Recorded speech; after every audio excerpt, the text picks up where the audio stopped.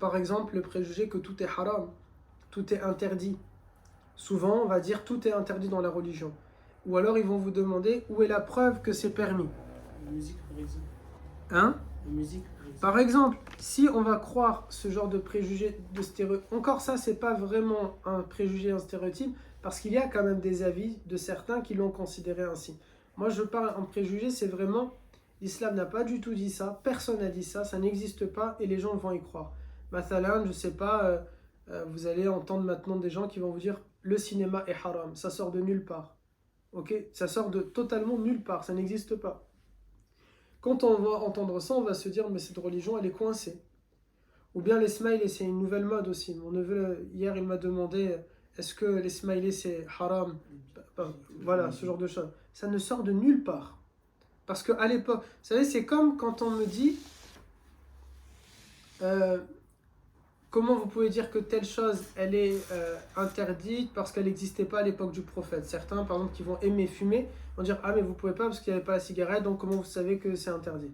Sauf que le texte coranique est clair, ce qui nuit à ta santé est interdit. Appelle-le cigarette, chicha, swine ou je sais pas quoi, on s'en fout. Tu peux l'appeler comme tu en as envie, ça nuit à ta santé, c'est interdit. Boire de l'essence, c'est interdit par définition, ok?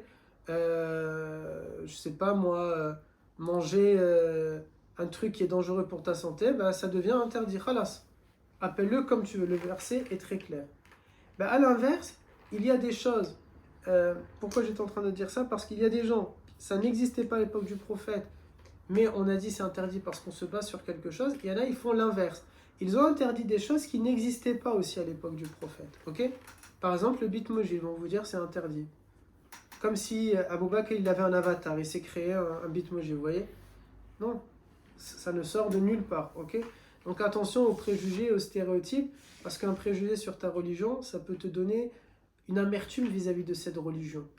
Je me rappelle une fois une personne qui m'a dit je veux quitter l'islam parce que je trouve que l'islam il maltraite la condition de la femme. C'est quelqu'un qui a que des préjugés sur la religion. Parce que cette religion elle est venue, elle a honoré la femme musulmane, elle l'a rendue légale de l'homme. Cette religion elle a nommé une femme ministre de l'économie il y a plus de 1400 ans. Cette religion elle a donné le droit de vote à la femme dès les premières heures. Elles font partie du conseil consultatif que le prophète tenait avec Ashura. Elles ont fait la bay'a au prophète, donc le prophète a compté leur voix, a compté leurs paroles. Ok? Donc il n'y a pas de. L'islam n'a pas réduit la femme à quelque chose. On peut le dire avec d'autres choses aussi. Peut-être, je ne sais pas quoi d'autre comme préjugés ou stéréotypes ils peuvent exister, mais tout ça il faut les combattre. Combattre sur le plan idéologique et poser toujours, on revient au point de tout à l'heure, poser les questions, de demander est-ce que c'est vrai? Est-ce que c'est vrai?